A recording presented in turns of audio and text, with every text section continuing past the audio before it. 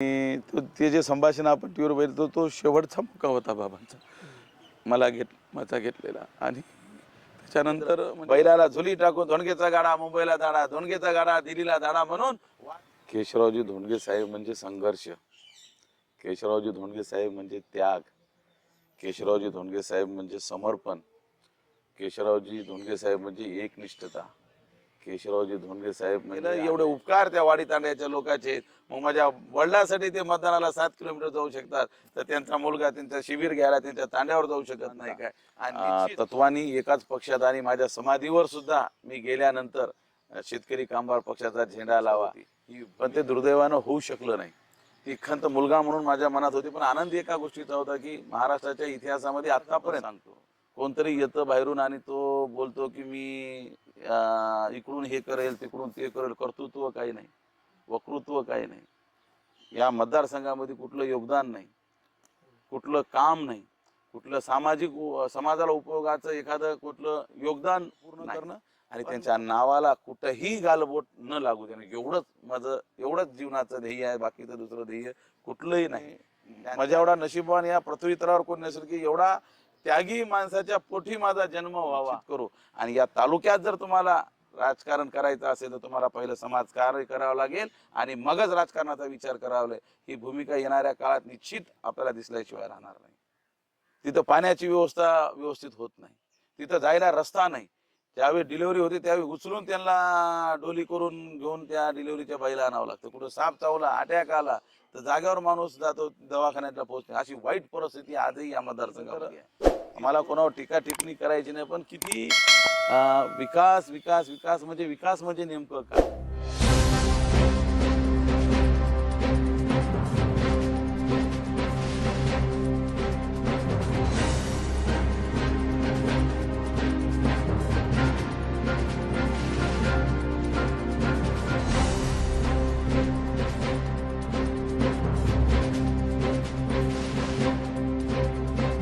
नमस्कार, मी गणेश शिंदे. आपल्या सर्वांचं राजमुद्रा न्यूज लाईव्हच्या समाजमुद्रा या विषयामध्ये मनपूर्वक स्वागत.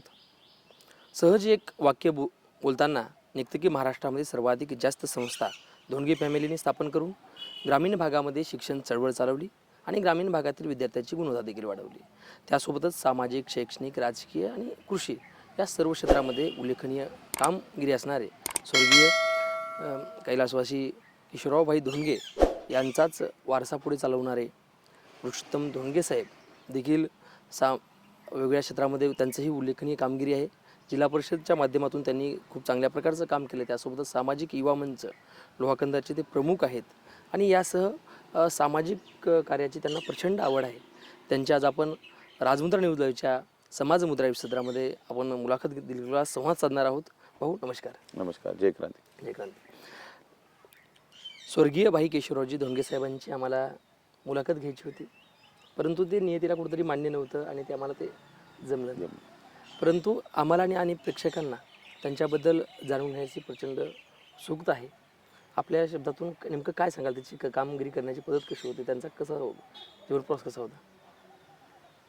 केशवरावजी धोंडगे साहेब म्हणजे संघर्ष, केशवरावजी धोंडगे साहेब म्हणजे त्याग, केशवरावजी धोंडगे साहेब म्हणजे समर्पण, केशवरावजी धोंडगे साहेब म्हणजे एकनिष्ठता, केशवरावजी धोंडगे साहेब म्हणजे अन्यायाविरुद्ध वाचा फोडणारी ताकद, केशवरावजी धोंडगे साहेब म्हणजे न्हायरेवाल्याचा आवाज, केशवरावजी धोंडगे साहेब म्हणजे कष्टकरी, गुराखी, कुणबी, दीन दलित पडित यांचा आवाज म्हणजे केशवरावजी धोंडगे साहेब. खऱ्या अर्थानं केशवरावजी धोंडगे साहेबांना उभं आयुष्य कष्टकरी, न्हायरेवाले, गुराखी राजे, कुणबी राजे, बळी राजे, 18 पगड जाती धर्माच्या लोकांसाठी काम केलं, शेतकऱ्यासाठी काम केलं, कुणब्यासाठी काम केलं. या भागातल्या प्रश्नासाठी अनेक काळ सर्वाधिक मोर्चे करणारे म्हणजे केशवरावजी धोंडगे साहेब. मला अभिमानानं सांगावं वाटतं की महाराष्ट्राच्या इतिहासात नव्हे तर देशाच्या इतिहासामध्ये सुद्धा तुम्ही सत्तेवर असताना म्हणजे आमदार किंवा खासदार असताना जनतेच्या प्रश्नासाठी, न्यायी हक्कासाठी 2.5 वर्षाच्या वरचा काळ हे केशवरावजी धोंडगे साहेब जेलमध्ये होते. याच्यामध्ये त्यांचं समर्पण आपल्याला बघायला मिळतं. आणि खऱ्या अर्थानं या डोंगराळ भागामध्ये वाडी तांड्यावर शिक्षणाची गंगा आली पाहिजे, शिक्षण पूर्ण मातोश्री मुक्ताईंनी त्यांना सांगितले, बापू तू शिक आणि इथं शिक्षणाची खूप कमतरता आहे, सगळ्याला शाळा काढ. आणि त्यांची प्रेरणा घेऊन आदरणीय भाई गुरुनाथरावच्या कुर्डे साहेब यांच्या साथीनं व सर्व बहादर सहकार्याच्या साथीनं श्री शिवाजी मोफत सोसायटीची स्थापना या भागात करून वाडी तांड्यावर शाळा पोहोचली 1948ला. म्हणजे कधी ही संस्था काढली. म्हणून आज मला अभिमानानं सांगा वाटतं की महाराष्ट्राच्या कुठल्याही कान्याकोपऱ्यामध्ये तुम्ही गेलात तर कंधार आणि लोहा तालुक्यातला त्या ठिकाणी आपला बांधव त्या ठिकाणी नोकरी करताना आपल्याला प्रत्येक ऑफिसमधून पाहायला मिळतो. त्याचं सर्वात मोठं कारण म्हणजे आदरणीय भाई केशवरावजी धोंडगे साहेबांनी या डोंगराळ भागामध्ये शिक्षणाची गंगोत्री त्या ठिकाणी केली, म्हणून आपल्याला पाहायला मिळतं. खरंच नक्कीच भाई केशवरावजी धोंडगे साहेब हे स्वातंत्र्य सेनानी होते. देशाची त्यांनी देखील सेवा केलेली आहे. त्यासोबतच तुम्ही देखील त्यांच्या पावलावर पाऊल टाकून काम करतात. तुमचा मागील जवळपास 4000 नेत्र शिबिराचा कार्यक्रम झालेला आहे, ऑपरेशन झालेले आहेत आणि अनेक लोकांना यामुळे दृष्टी मिळत आहे. ही संकल्पना भाऊ कशी आली आणि याचा प्रतिसाद कसा होता या संदर्भात काय सांगाल? खऱ्या अर्थानं पाहिलं तर ज्या माणसानं एक झेंडा, एक पक्ष, एक तत्व, उभं आयुष्य शेतकरी कामगार पक्षात काढलं, मोठे मोठे ऑफर आल्या, सगळ्या गोष्टी आल्या, तरी त्यांनी कधी न जुमानता तत्वानी एकाच पक्षात आणि माझ्या समाधीवर सुद्धा मी गेल्यानंतर शेतकरी कामगार पक्षाचा झेंडा लावा ही भूमिका ठेवणारे आदरणीय भाई केशवराव धोंडगे साहेब यांचा शतकोत्सवाचा कार्यक्रम खूप मोठ्या प्रमाणात व्हावा ही एक खूप मनातून इच्छा होती, पोटातून इच्छा होती, सर्व आमच्या कार्यकर्त्याची सगळ्यांची इच्छा होती. पण ते दुर्दैवानं होऊ शकलं नाही. ती खंत मुलगा म्हणून माझ्या मनात होती. पण आनंद एका गोष्टीचा होता की महाराष्ट्राच्या इतिहासामध्ये आत्तापर्यंत कोणाचाही सत्कार दोन्ही सार्वभौम सभागृहामध्ये विधानसभा विधान परिषद गौरव करून दोन्ही सभागृह स्थगित करून विधानसभेचे अध्यक्ष, विधान परिषद सभापती, मुख्यमंत्री, उपमुख्यमंत्री, दोन्ही विरोधी पक्ष नेते, सर्व मंत्री, आमदार एकत्र येऊन आदरणीय भाई केशवराव धोंडगे साहेबांचा सन्मान आणि सत्कार त्या ठिकाणी केला. तो सन्मान आणि सत्कार हा केशवराव धोंडगे साहेबांकडून खऱ्या अर्थानं मन्याड खोऱ्याच्या या सर्व मायबाप जनता जनाचा होता. तो एक अभिमानाची बाब होती. पण आदरणीय भाई केशवराव धोंडगे साहेबांचा कार्यक्रम आम्ही करू शकलो नव्हतो या कंधार मन्याड खोऱ्यामध्ये. एक खंत मुलगा म्हणून होती. मग काय करावं, तर मग एक डोक्यामध्ये प्रकाश आला, कदाचित बाबांनी ती बुद्धी दिलेली असावी आणि त्यांनी सांगितलं की ज्या खऱ्या अर्थानं मला मोठे हार घालण्यापेक्षा, माझा कार्यक्रम मोठा करण्यापेक्षा ज्यांनी मला आशीर्वाद दिला, तळहाताच्या फोडासारखं जपलं, 35 वर्ष या मतदारसंघामध्ये मला नेतृत्व करण्याला त्या ठिकाणी मन्याड खोऱ्याचा आवाज बुलंद करायचं विधानसभेत पाठवलं, त्यांच्यासाठी काहीतरी कर. आणि ही भावना समोर आली आणि आपण कंधार लोहा तालुक्यामध्ये अंधमुक्त हा संकल्प केला. खूप मन धट्ट करून, हिम्मत करून हा निर्णय आम्ही घेतला आणि बाबांच्या पुण्यतिथीच्या निमित्तानं हा आम्ही डिक्लेअर केला. आणि मला आनंद वाटतो की आदरणीय भाई केशवरावजी धोंडगे साहेबांच्या नावाने सुरू झालेला हा संकल्प पूर्णपणे एकदा नव्हे तर 2 वेळेस पूर्ण होतोय आणि त्याला जवळपास 4000 ऑपरेशन आज पूर्ण झालेले आहे. त्याचा खूप मोठा अभिमान मला आहे. आणि खऱ्या अर्थानं ज्यांना दृष्टी नाही त्यांना दृष्टी मिळते. आणि ज्यावेळेस आपण मी त्यांना भेटायला जातो, माझी पत्नी त्या ठिकाणी भेटायला जाते, तर त्यावेळेस त्यांचे आशीर्वाद, त्यांची मायेचा हात आपल्या पाठीवर फिरतो, डोक्यावर हात त्यांचा आशीर्वादाचा पडतो. याच्यापेक्षा मोठं भाग्य मला दुसरं काय वाटत नाही. हे खूप मोठं समाधान या डोळ्याच्या ऑपरेशनमध्ये मला मिळतं की ज्यांना दिसत नाही त्यांना दिसायला लागलं, त्या डोळ्याने ते जेव्हा मला बघतात तेव्हा माझ्या बाबांनी मला बघितल्यासारखं वाटतं. ह्याच्यापेक्षा मोठं पुण्य माझ्यासाठी दुसरं कुठलंही नाही. म्हणून या गोष्टीचा खूप मोठा आनंद या ठिकाणी आहे की याच्यामध्ये सर्व माझे जे सहकारी आहेत, सामाजिक कार्य, युवा मंचाचे सर्व कार्यकर्ते, माझी सर्व टीम, श्री शिवाजी मोफत सोसायटी टीम, या सगळ्यांनी जीवापाड कष्ट केले, प्रयत्न केले. म्हणून एवढ्या मोठ्या प्रमाणात वाडी तांड्यावर सुद्धा आपण शिबिर नेले. कारण बाकीच्या ठिकाणी गावात ठेवतात कार्यक्रम आणि शिबिर वाडी तांड्याच्या लोकांना बोलवतात. म्हणजे नाही, कारण वाडी तांड्याच्या लोकांचे अनंत कोटी उपकार आमच्या धोंडगे कुटुंबावर आहेत, बाबावर आहेत. कारण त्याच वाडी तांड्याच्या लोकांनी बैलाला झुली टाकून 7-7 किलोमीटर 8-8 किलोमीटर दूर असताना मतदान केंद्र, बैलाला झुली टाकून धोंडगेचा गाडा मुंबईला धाडा, धोंडगेचा गाडा दिल्लीला धाडा म्हणून वाजत गाजत त्या ठिकाणी मतदान केलं. एवढे उपकार त्या वाडी तांड्याच्या लोकांचे आहेत. मग माझ्या वडिलांसाठी ते मतदानाला 7 किलोमीटर जाऊ शकतात, तर त्यांचा मुलगा त्यांच्या शिबिर घ्यायला त्यांच्या तांड्यावर जाऊ शकत नाही काय? आणि निश्चित ज्या पद्धतीनं आदरणीय भाई केशवरावजी धोंडगे साहेबांनी वाडी तांड्याचा विकास त्यांच्या माध्यमातून केला, येणाऱ्या काळामध्ये त्याच वाडी तांड्यावर सर्वात अधिक लक्ष देण्याचं काम माझ्या माध्यमातून होईल, एवढं मी या ठिकाणी सांगतो. नक्कीच आपण सध्या महाराष्ट्राची जी परिस्थिती पाहतोय, आणि त्यामध्ये लोहाकंदाची देखील आपण परिस्थिती पाहतोय की एखाद्या सामान्य कुटुंबातला मुलगा राजकारणात येतो आणि एकाच पक्षामध्ये राहून शेवटी एक सांगतात की माझ्या समाजाच्या पुढे देखील हाच झेंडा लागला पाहिजे. ही खरंच जी काही निष्ठा आहे ही निष्ठा कौतुकाचं निष्ठा आहे. त्यासोबतच भाऊ ते वारसा तुम्ही चालवत आहात. तुम्ही जवळपास हे नेत्र 4,000च्या वर ऑपरेशन देखील झालेले आहेत. त्यामुळे तुम्हाला पुरस्कार देखील मिळालेले आहेत. त्यासोबतच तुम्ही अजून देखील जी काही डब्याची चळवळ चालू केलं आहे, म्हणजे आता सध्या सर्वत्र आपण ऐकायला मिळते की भाऊचा डबा याची नेमकी संकल्पना आपल्या कशी होती आणि कसा उपक्रम चालू आहे आणि सातत्यानं कसं चालण्याचं कारण काय 1200 डबा आहे. खऱ्या अर्थानं ज्यावेळेस कोरोनाचा काळ होता त्या कोरोनाच्या काळामध्ये मला माझ्या कार्यकर्त्याचा फोन आला की भाऊ लॉकडाऊनची परिस्थिती आहे आणि माझे वडील कोविड सेंटरला ॲडमिट आहेत आणि त्यांना माझं फोनवर बोलणं झालं आणि त्यांना जेवायचं आहे आणि तिथं डब्बा नाही आहे आणि म्हणजे तेवढी काही व्यवस्था होत नाही जेवणाची. तर मग माझ्या मनामध्ये एक गोष्ट आली की आपण काही करू शकतो का. आणि योगायोगाने आदरणीय भाई केशवराव धोंडगे साहेबांचा शतकोत्सव वर्ष होता आणि आम्हाला मोठ्या प्रमाणात साजरा करायचा होता. पण लॉकडाऊन आणि कोरोना असल्यामुळे ते करता येत नव्हतं. मग आपण म्हणलो आपणच डबा का देऊ नये. मग भाऊचा डबा या संकल्पनेतून आम्ही सर्व आमचे सहकारी सर म्हणजे आज हे सहज वाटेल पण त्या काळामध्ये आम्ही 10-10 फुटावर बसायचो आणि चपाती एकजण टाकायचं, मग भाताचा भोगोना दुसरी करायचं, मग ते 10 फुटावर राहायचं. कारण जवळ येता येत नाही, कोरोना झाला तर अवघड होईल, एक दुसऱ्याला संसर्ग होऊ शकतो. हॉटेलं बंद, दुकानं बंद, गाड्या बंद. तशा परिस्थितीमध्ये डबे तयार करणं आणि कोविड सेंटरला नेऊन देणं. कोविड सेंटर टी व्हीवर दिसलं तर माणसाला भीती वाटत होती. त्यावेळेस आम्ही कोविड सेंटरला त्या गेटला नेऊन डबा आम्ही डबे ठेवायचो आणि यायचो. ही पद्धत त्या ठिकाणी सुरू केली आणि खऱ्या अर्थानं तुम्हाला सांगतो या भाऊच्या डब्याच्या माध्यमातून आता एस टी कामगार चा संप 6 महिने मागे चालू होता. त्यांची खूप बिकट परिस्थिती होती. त्या ठिकाणी त्यांना पगार बंद होती आणि ते हे करून त्यांना जेवणाची सुद्धा खूप अडचण होते.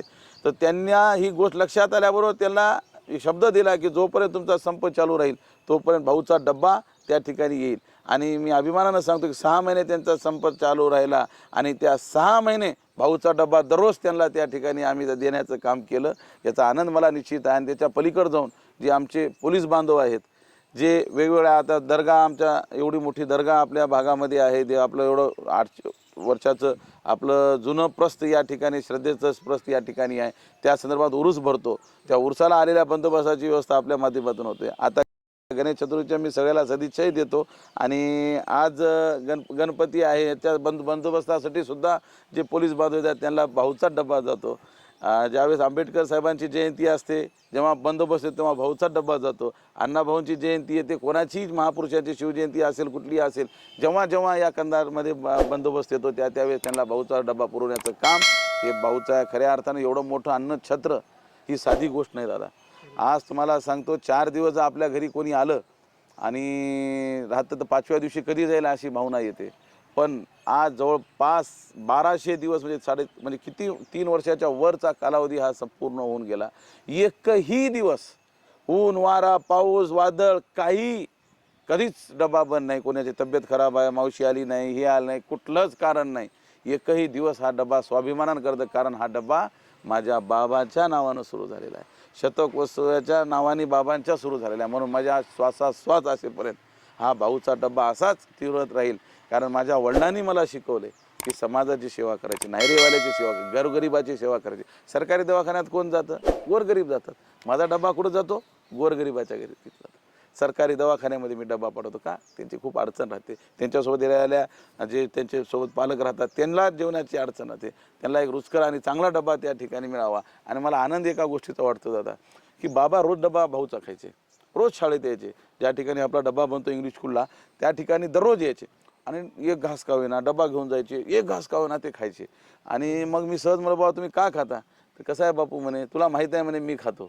मग मला माहिती आहे म्हणे मी खात असल्यावर तिथं सगळं चांगलंच करशील, तळलेलं तेल टाकणार नाहीस, तू पीठ व्यवस्थित वापरशील, तांदूळ व्यवस्थित वापरशील. म्हणलं बाबा आधी चांगला वापरतो, नाही अजून चांगला वापरशील म्हणून मी खात होतो म्हणलं. म्हणजे एवढं बारकाईचं लक्ष त्यांचं होतं की बा माझ्या बापूनं केलेलं काम, हे सुरुवात केलेलं काम याला कुठं गालबोट लागू नये म्हणून हे अप्रत्यक्षरित्या त्यानं मला दिलेली शिकवण ही खूप मोठी आहे. आणि त्यांचा आदर्श डोळ्यासमोर ठेवून दादा माझ्या जीवनाचा एकच सार आहे, एकच ध्येय आहे की आदरणीय भाई केशवराव धोंडगे साहेबांचं स्वप्न पूर्ण करणं आणि त्यांच्या नावाला कुठंही गालबोट न लागू देणं, एवढंच जीवनाचं ध्येय आहे. बाकीचं दुसरं ध्येय कुठलंही नाही.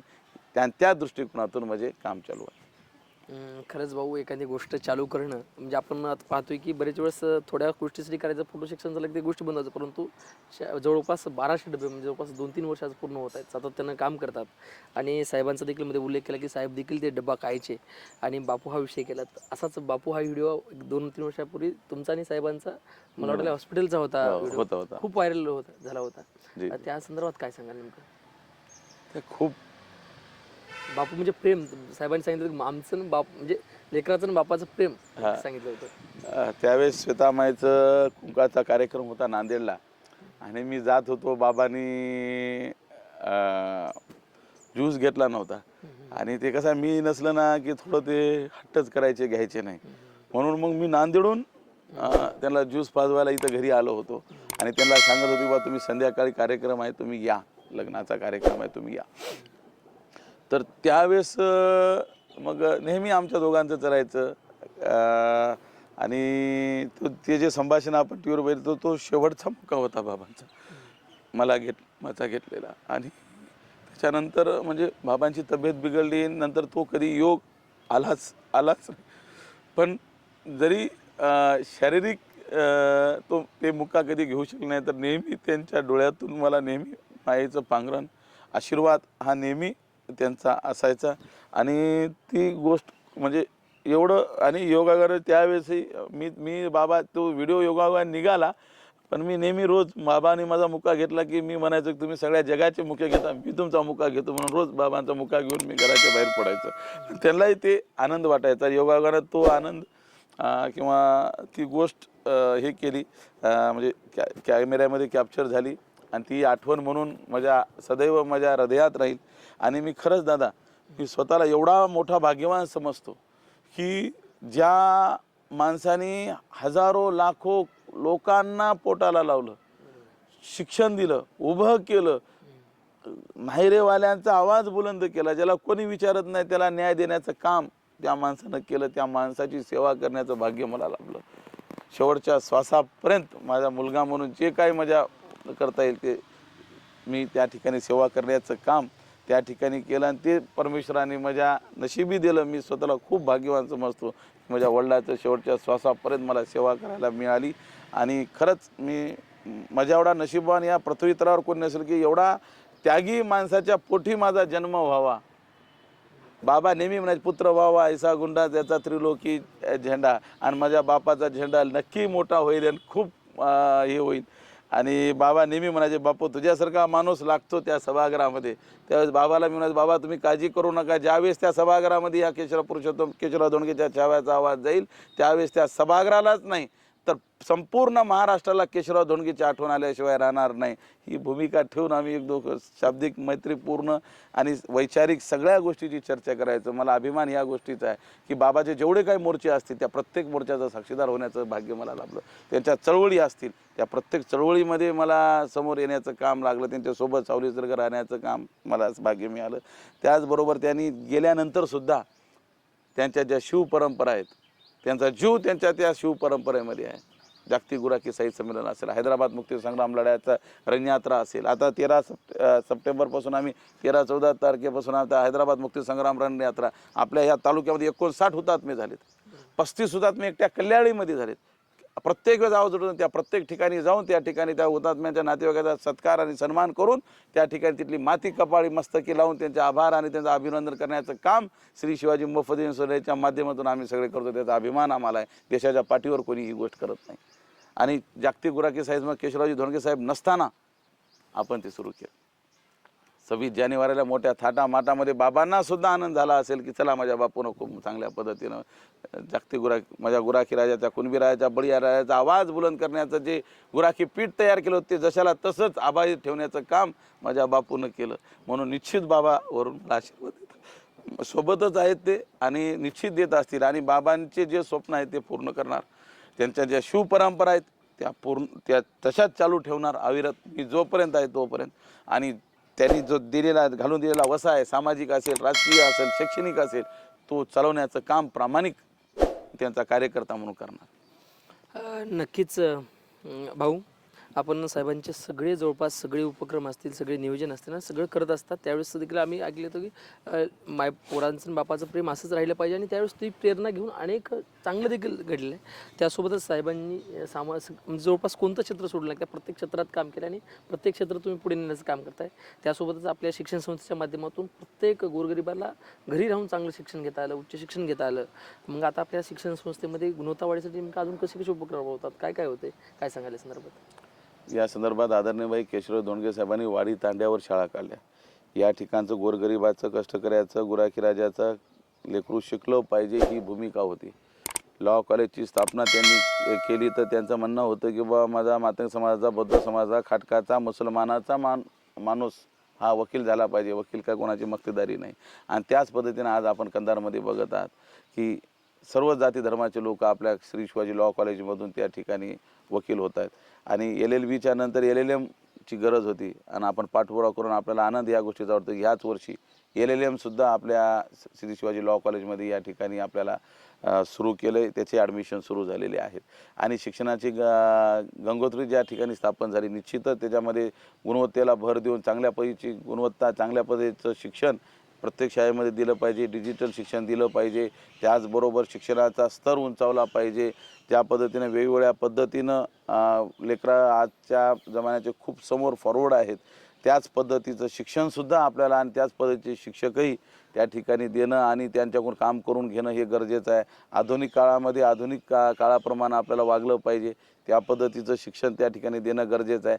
ज्या ज्या सुविधा आणि ज्या ज्या शिक्षणाच्या दृष्टिकोनातून या भागामध्ये देता येतील, ज्या सुधारणा करता येतील, गुणवंत विद्यार्थ्याचा सत्कार असेल, आम्ही शर्करा तुला दरवर्षी या ठिकाणी करतो, त्यांना प्रोत्साहन देतो, असे वेगवेगळे उपक्रम करतो. त्याच पद्धतीने आणखी आम्हाला जे काही करता येईल, ज्या पद्धतीनं गुणवत्ता वाढेल, विद्यार्थ्यांना त्याचं श्रेय मिळेल, विद्यार्थ्यांना त्याचा फायदा होईल, त्या दृष्टिकोनातून निश्चित आपण या ठिकाणी प्रयत्न करू. नक्कीच भाऊ, भाई केशवरावजी धोंडगे साहेबांची आज या मतदारसंघात प्रचंड मोठी छाप आहे.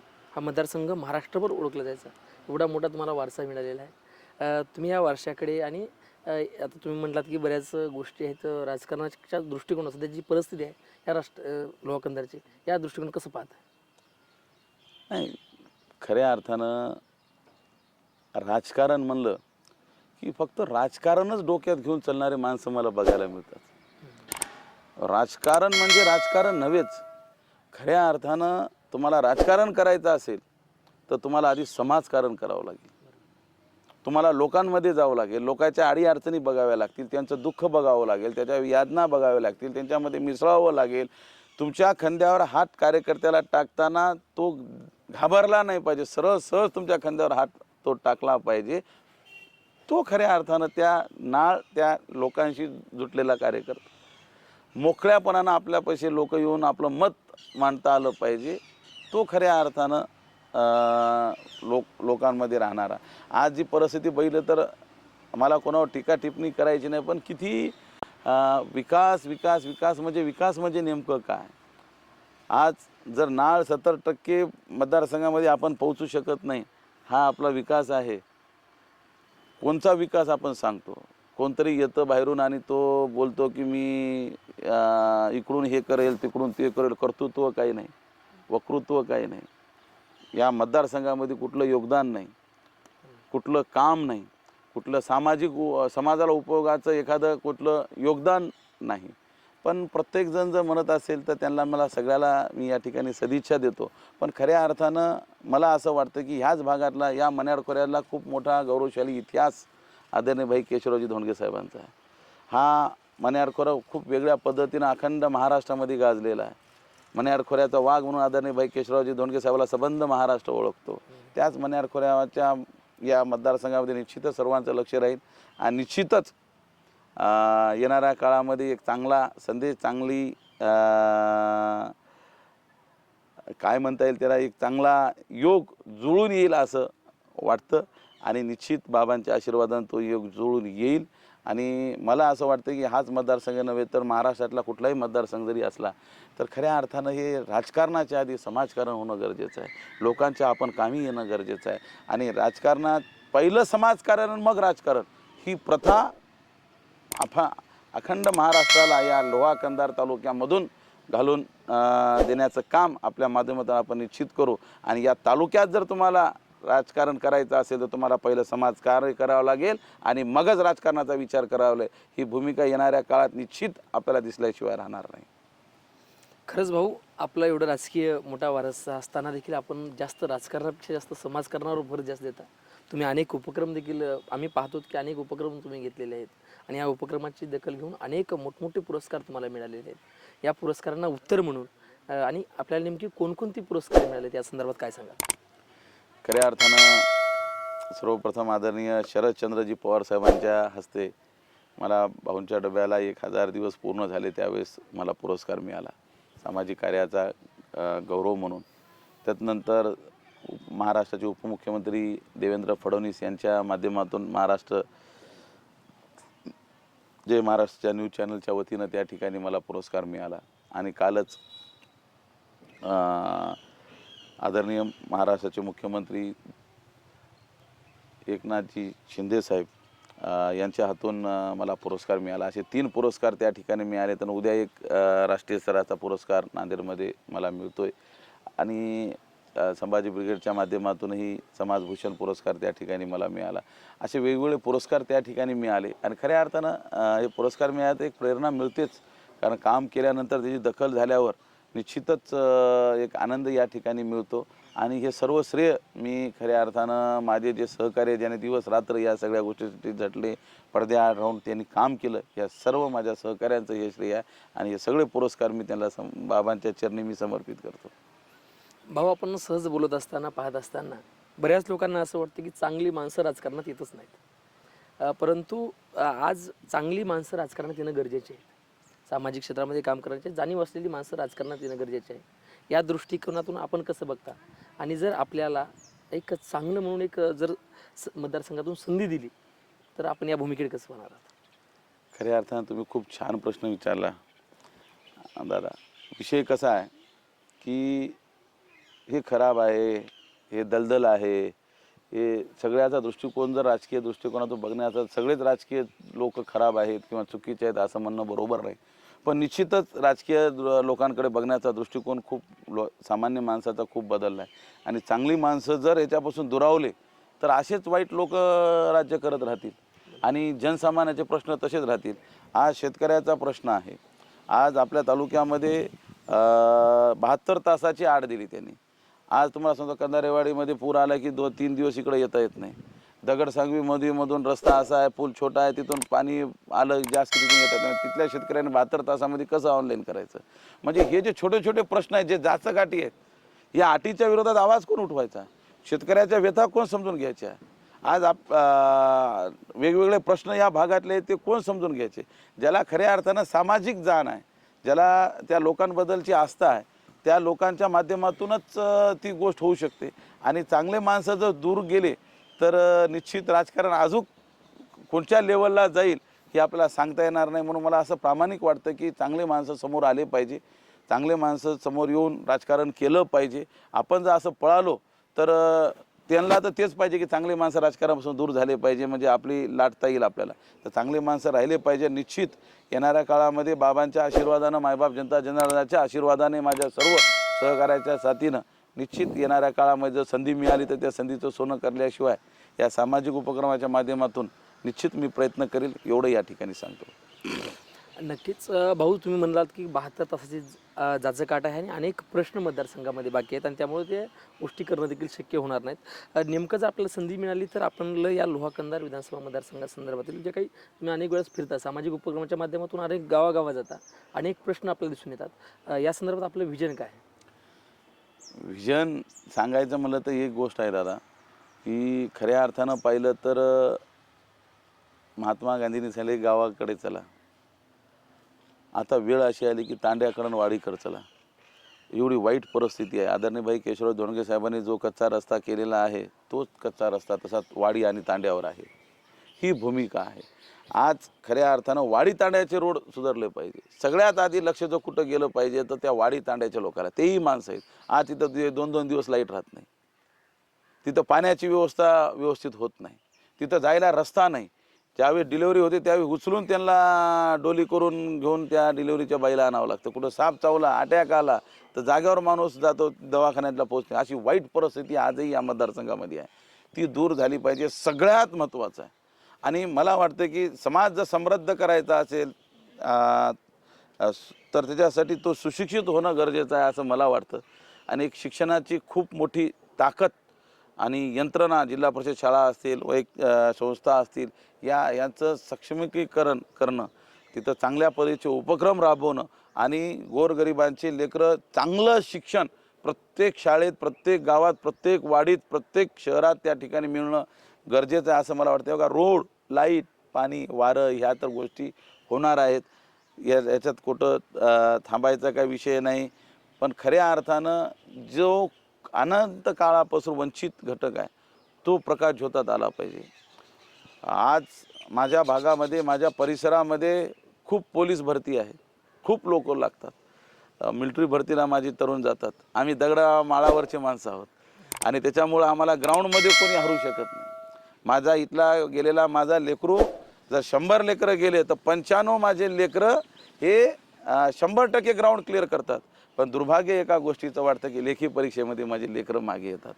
मग त्याच्यासाठी आपल्याला काम करावं लागेल. त्याच्यासाठी त्या स्पर्धा परीक्षेचे जे पुस्तकं आहेत त्या लेकरापर्यंत पोहोचावे लागतील. प्रत्येक ठिकाणी व्यायामशाळा उघडणं त्या ठिकाणी गरजेचं आहे. कारण तुमचं शरीर जर समृद्ध असेल तर तुमचं मन समृद्ध राहील.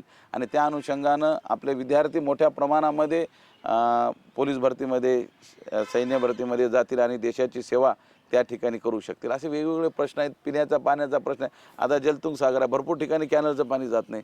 इकडं वरी तळ आहे, शिवाजी धरण, खाली धरण आहे, इकडं तळ आहे जलतुंग सागर, इकडं मन्याड नदी आहे. अहो, एवढा असून शेतकऱ्याला पाणी का मिळत नाही? भरपूर ठिकाणी कॅनल का पोहोचलं नाही? त्या ठिकाणी कॅनल का, त्याच्यासाठी काय उपाययोजना केल्या? माझ्या शेतकऱ्यासाठी काय योजना व्यवस्थित येत नाहीत? आज आपण देशाचा पोशिंदा, जगाचा पोशिंदा शेतकऱ्याला म्हणतो, काय देतो त्याला? 72 तासाची 8, या 72 तासात ऑनलाईन कर, नाही तर बघ. अहो, 200 रुपये आपल्या खिशामध्ये राहिले आणि ते जर हरपले तर दिवसभर मन लागत नाही. म्हणजे 200 रुपये हरपले, म्हणजे 200 रुपये हरपले. तर माझा शेतकरी त्या ठिकाणी किती महिन्यापासून राबतो, पूर्ण घरदार त्याचं राबतं त्या शेतामध्ये. जो निंदणं, खुरपणं, सगळ्या गोष्टी करणं ही साधी गोष्ट नाही. पूर्णस्व त्या पणाला लावतो त्या शेतीवर. आलेलं, तोंडाला आलेलं पीक अचानक एका रात्रीमधून सगळं उद्ध्वस्त होतं, तर त्याला काय वाटत असेल? तुम्हाला 200 रुपये हरपले तर तुमचा जीव लागत नाही, तर माझ्या शेतकऱ्याचा कसा जीव लागत असेल? त्याच्यावर काय येतना येत असेल? तेवढं कष्ट करून, दिवस रात्र मरमर करून आलेलं तोंडाला पीक जेव्हा जातं आणि त्याच्यावर तुम्ही 72 तासाच्या अटी लावता, हे असंवेदनशील सरकार आहे. या सरकारचा मी निषेध करतो. ही 8 तात्काळ तुम्ही हे बाजूला दूर केली पाहिजे. अन्यथा याच्या संदर्भात खूप मोठं आंदोलन या ठिकाणी आपण तहसील कार्यालयावर करू, असं निवेदनही आपण त्यांना दिलंय आणि निश्चित आपण शेतकऱ्याच्या बाजूने त्या ठिकाणी लढू. नक्कीच भाऊ, खरंच आपलं सामाजिक सगळ्या क्षेत्राशी नाळ असल्यामुळं सगळंच विजन चांगलं आहे. त्यासोबतच भाऊ, आपण पाहिलं आहे की लोकसभेच्या निवडणुका मागे झाल्या आणि या लोकसभेमध्ये मराठा आरक्षणाचा मोठा फटका बसला सत्तेला, सरकारला. आणि मग आता विधानसभेमध्ये देखील त्याच प्रकार चालू आहे. आणि नेमकी आपली मराठा आरक्षणासंदर्भात आपली भूमिका काय असेल, काय वाटते?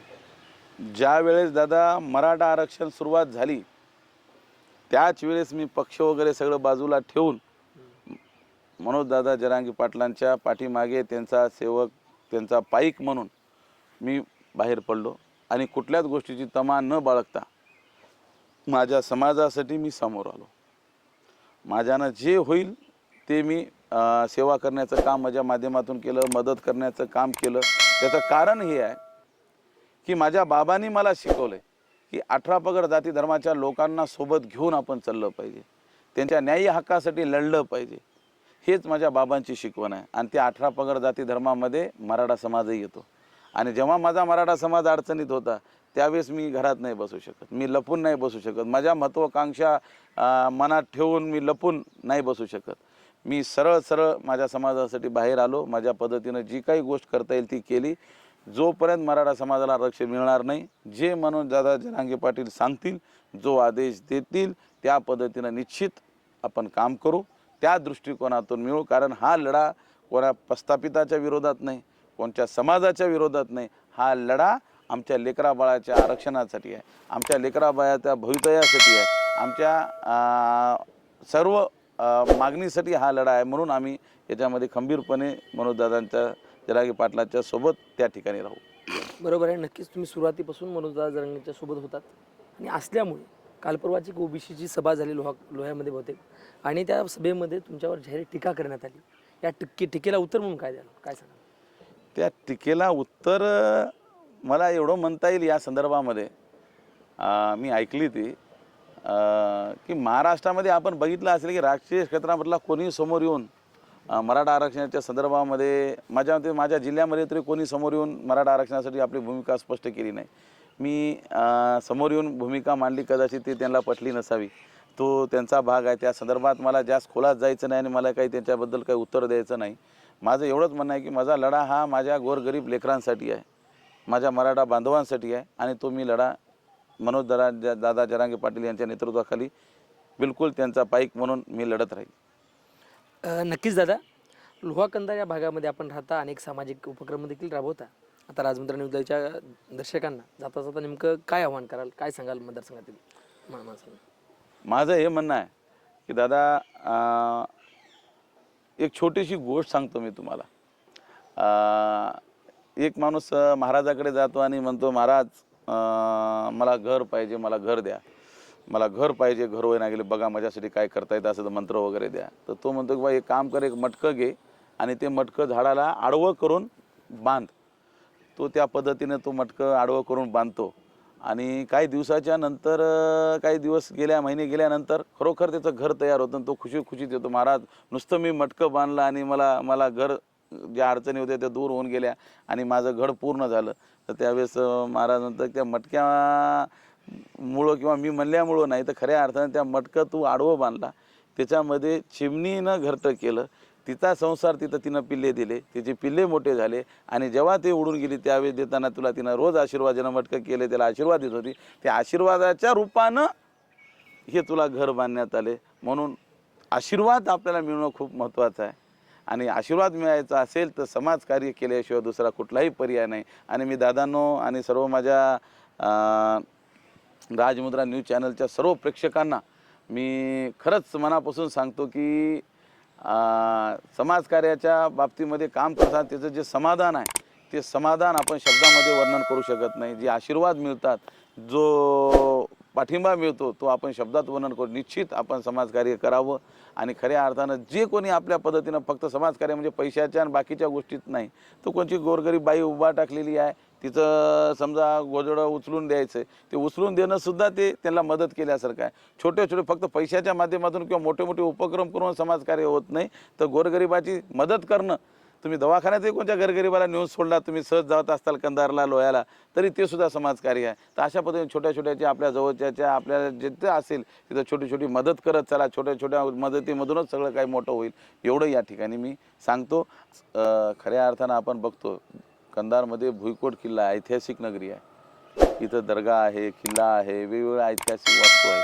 त्या वास्तूच्या माध्यमातून खूप मोठी डेव्हलपमेंट या ठिकाणी करता येते. पर्यटनाला खूप मोठा वाव या कंधार लोहा तालुक्यामध्ये आहे. आणि आज आपण किल्ल्याची जर अवस्था बघितली तर न बघितलेलं बरं अशी परिस्थिती आहे. जो ऐतिहासिक वारसा आपण जपायला पाहिजे, त्याला वाढवायला पाहिजे आणि वाढून त्याच धर्तीवर पर्यटन वाढून या ठिकाणचा विकास, या ठिकाणचं डेव्हलपमेंट आपल्याला करता येते. ते करण्याचं सोडून देऊन तो संपवण्याच्या मार्गाने आज किल्ला त्या ठिकाणी आहे.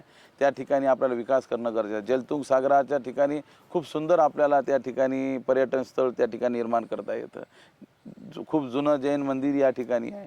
खूप साऱ्या गोष्टी या ठिकाणी. आरोग्याच्या क्षेत्रामध्ये आपण बघायला गेलं तर आज ग्रामीण भागामध्ये खूप वाईट परिस्थिती आहे. कुठलंही काही झालं तर आपल्याला नांदेडला जावं लागतं. त्यासाठी इथं मोठं रुग्णालय कंधार लोहा या ठिकाणी होणं गरजेचं आहे. आणखी चांगल्या पद्धतीनं सगळ्या सुविधा या ठिकाणी आरोग्याच्या मिळणं गरजेचं आहे. ज्या ठिकाणी आरोग्य केंद्र आहे त्या ठिकाणी डॉक्टर्स, नर्स आणि तिथला स्टाफ व्यवस्थित राहणं गरजेचं आहे. कारण आरोग्यावर गोरगरीबच त्या ठिकाणी जातात. त्या ठिकाणी चांगल्या पद्धतीच्या सुविधा त्या ठिकाणी मिळाल्या पाहिजे. ज्या पद्धतीने आपण पाहतो सरकारी दवाखान्याची अवस्था काय, तर त्या सुधारल्या पाहिजे. ह्या दृष्टिकोनातून निश्चित आपल्याला प्रयत्न करावा लागेल. त्याचबरोबर रोड असतील, वेगवेगळ्या पाण्याचा प्रश्न एवढा मोठा आहे. पडलं तर पाणी भरपूर पडतं नाही, त्याचं नियोजन सिंचनाचं काम किंवा त्या दृष्टीवर जे काम आपल्याला करावं लागणार आहे ते खूप मोठ्या प्रमाणात या तालुक्यामध्ये करता येईल.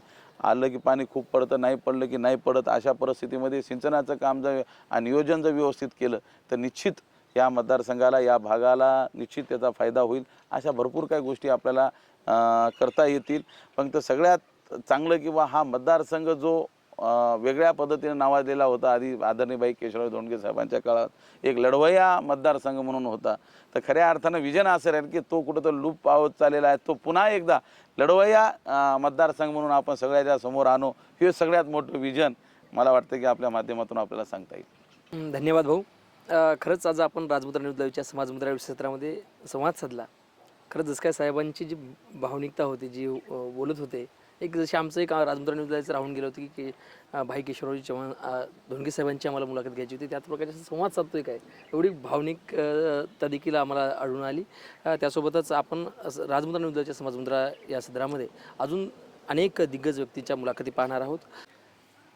भाऊ, आपण वेळातला वेळ काढून राजमुद्रा न्यूज लाईव्हचा संवाद साधा त्याबद्दल आपले मनापासून धन्यवाद. त्यासोबतच आपले जे काही प्रश्न असतील भावाच्या मुलाखती संदर्भात, तुमच्या ज्या मनात काही प्रश्न असतील तुम्ही कॉमेंट बॉक्समध्ये टाकून विचारू शकता. आपल्या प्रश्नाचं नक्कीच उत्तर देण्याचं काम राजमुद्रा न्यूज लाईव्ह करील. धन्यवाद.